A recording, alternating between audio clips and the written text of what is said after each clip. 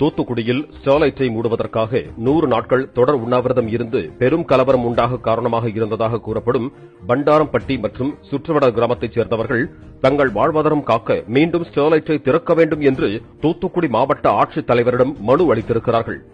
இப்ப புதுசா ஓபன் பண்ணியிருக்கேன்னு சொல்றீங்க, அதுல இருந்து ஒரு வேலை வாய்ப்பு கூட எங்க பக்கத்து ஊர்ல இருந்து யாருமே கொடுக்கல. அதுக்கான ஒரு இன்ஸ்ட்ரக்ஷன் கூட ஊருக்குள்ள வந்து பக்கத்து ஊர் நீங்க வந்து வேலைக்கு வாங்கன்னு ஒரு கேம்ப் மாதிரி எதுவுமே போடல.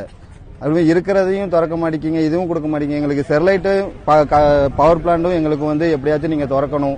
திறந்தாதான் எங்க இளைஞர்கள் வந்து பண்டாரம்பட்டியிலேயே ஒரு 200 இளைஞர்கள் இருக்காங்க. யாருக்குமே வேலை இல்லை. எல்லாருமே வந்து கூலி வேலைக்கு தான் படிச்சு டிகிரி முடிச்சுட்டு கொத்த வேலைக்கு போய்கிட்டு இருக்காங்க.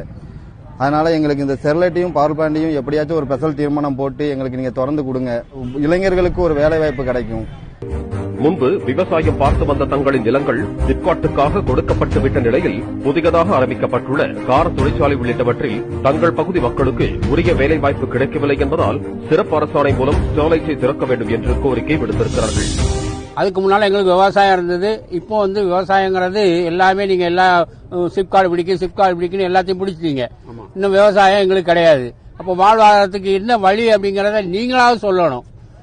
இத மாதிரி கம்பெனி இருந்தா தான் வாழ்க்கையில நாங்க முன்னேற முடியும், எங்க அடுத்த ஜெனரேஷன் வாழ முடியும்.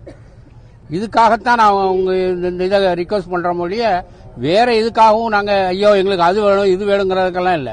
ஸ்பெஷல் ஜிஓ போட்டாவது 2 பிளான்ட்டையாவது திறக்க வைங்க, எங்களுடைய வாழ்வாதாரத்தை கொஞ்சமாவது நிவர்த்தி பண்ற மாதிரி.